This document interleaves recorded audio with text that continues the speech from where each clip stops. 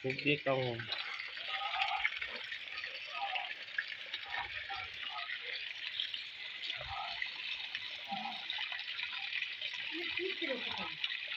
ফুলটা ফুলগুলা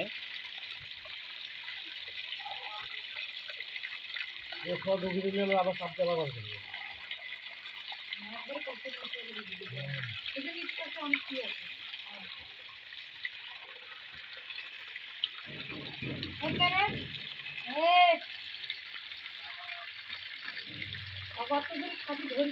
আস্তে আস্তে করে গাল সুস্থ হবে। ভালো করে না লেটের ব্যথা ফুলতে থাকলেও তো না উঠিবে।